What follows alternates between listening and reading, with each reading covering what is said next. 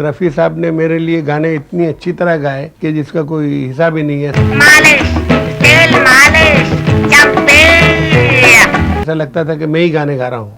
Sir जो तेरा टकराए या दिल। दोस्तों, कभी सोचा है कि आखिर कैसे मोहम्मद रफी जैसे शांत, सौम्य, सरल और मृदुभाषी गायक न सिर्फ जोशीले और अनियंत्रित शम्मी कपूर की आवाज बने, बल्कि जॉनी वॉकर जैसे चुलबुले, मजाकिया और बेहद चंचल कलाकार की भी पहचान बन गए। इतना अच्छा गाते थे वो, इतनी अच्छी आवाज होती तो लोग समझते थे मैं ही गाना गाता हूँ। और वो जितने गाने उन्होंने मेरे लिए गाए, सारे के सारे टोटल गाने हिट हुए। रफी साहब की आवाज में वो करिश्मा था जो किसी भी कलाकार की भावनाओं में पूरी तरह घुल जाता था। उनके अलावा शायद ही कोई और गायक जॉनी वॉकर की हास्यपूर्ण और अल्हड़ अदायगी के साथ पूरा न्याय कर पाता। अरे जाने कहाँ मेरा जिगर गया जी, अभी अभी यहीं था किधर गए।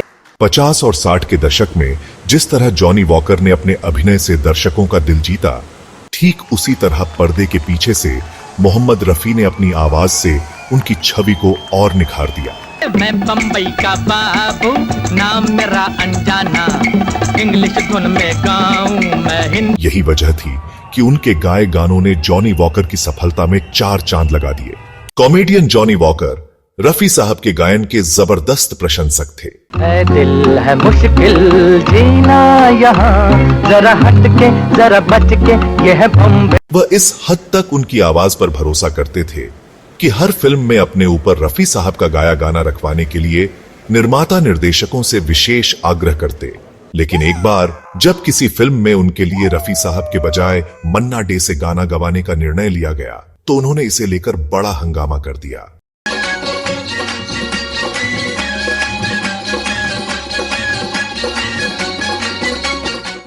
दोस्तों, जैसा कि आप जानते हैं, मोहम्मद रफी की आवाज में इतनी व्यापकता और विविधता थी कि वह लगभग हर अभिनेता पर फिट बैठती थी।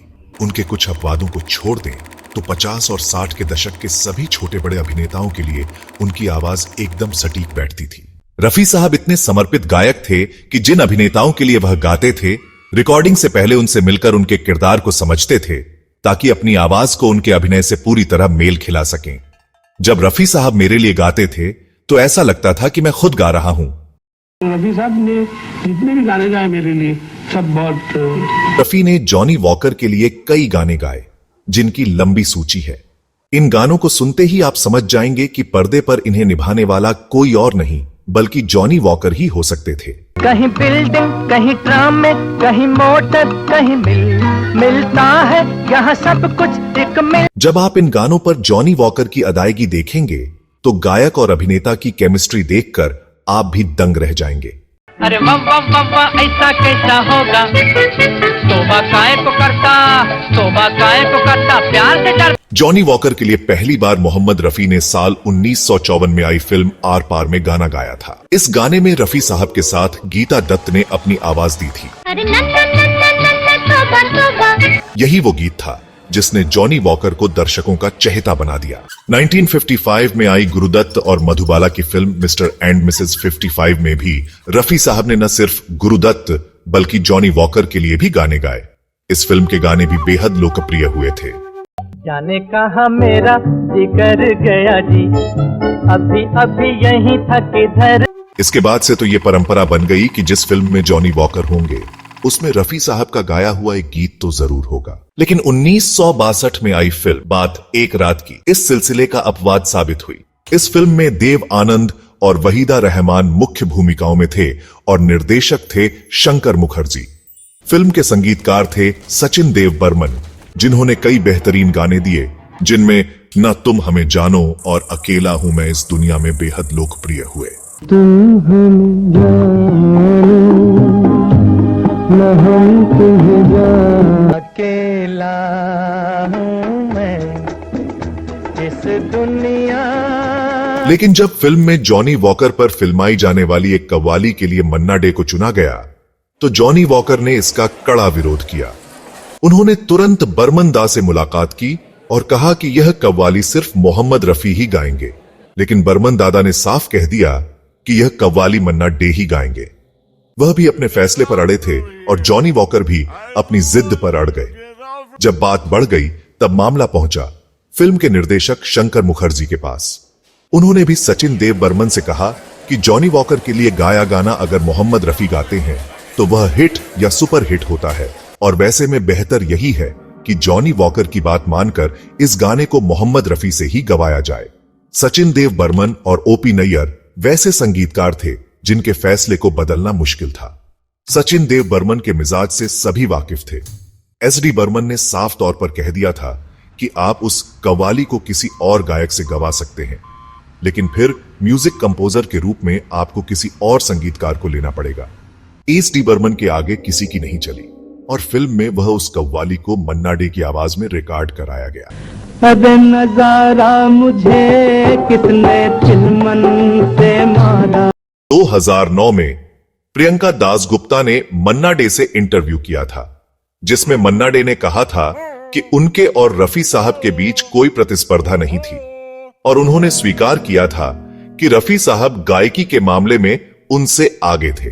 मन्ना डे साहब ने उस इंटरव्यू में कहा था कि किस गाने को किस गायक से गवाना है, इसमें 90% महत्व संगीतकार को दिया जाता है। लेकिन कई बार ऐसी स्थिति का सामना मुझे करना पड़ा जब किसी कलाकार ने कहा कि उसके लिए कोई और गायक गाए। जॉनी वॉकर का भी मानना था कि उनके लिए रफी साहब ठीक रहेंगे, क्योंकि सर जो तेरा चकराए वाला गाना बहुत अधिक लोकप्रिय हुआ था। लेकिन सचिन देव बर्मन ने किसने चिलमन को मारा गीत का रिहर्सल मुझसे करवाया था, और वह चाहते थे इस गीत को मैं गाऊं। जब मैंने सचिन देव बर्मन के निर्देशन में ऐ मेरे प्यारे वतन गीत गाया था, तभी से हमारे बीच निकटता थी। मन्ना डे ने भी बहुत ही बेहतरीन तरीके से किसने चिलमन को मारा कव्वाली को गाकर अपनी गायकी का लोहा मनवा लिया। बिखेरे बाल जब वो बिखेरे बाल। जब मन्ना डे की आवाज में रिकॉर्ड हुई कव्वाली को जॉनी वॉकर ने सुना तो उनको संतुष्टि हो गई और उन्होंने इस कव्वाली में शानदार अदायगी की।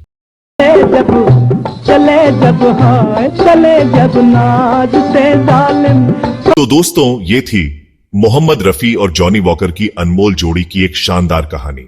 दोस्तों, मोहम्मद रफी और जॉनी वॉकर की इस शानदार जुगलबंदी के दुर्लभ पहलुओं की जानकारी देने वाले इस वीडियो के लिए शोध और लेखन किया है मशहूर फिल्म लेखक विनोद विप्लव ने, जिन्होंने मोहम्मद रफी की पहली जीवनी लिखी है और साथ ही साथ सिनेमा और संगीत को लेकर अनेक पुस्तकें लिखी हैं। दोस्तों, रफी साहब की जादुई आवाज और जॉनी वॉकर की बेमिसाल अदायगी ने मिलकर हिंदी सिनेमा को वो यादगार नगमे दिए जिन्हें सुनते ही चेहरे पर मुस्कान आ जाती है और बीते दौर की मीठी यादें ताजा हो जाती हैं। अगर आपको यह वीडियो पसंद आया तो लाइक जरूर करें, इसे अपने दोस्तों और परिवार के साथ शेयर करें और कमेंट में हमें बताएं कि आपका सबसे पसंदीदा जॉनी वॉकर और मोहम्मद रफी का गाना कौन सा है। आपके कमेंट्स हमें और भी बेहतरीन वीडियो बनाने की प्रेरणा देते हैं। ऐसे ही दुर्लभ और दिल छू लेने वाले फिल्मी किस्सों के लिए हमारे चैनल को सब्सक्राइब करना न भूलें और बेल आइकन जरूर दबाएं ताकि हमारी अगली वीडियो की सूचना सबसे पहले आप तक पहुंचे। फिर मिलेंगे एक और यादगार सफर में। तब तक के लिए अपना ख्याल रखिए, संगीत से जुड़े रहिए और मुस्कुराते रहिए।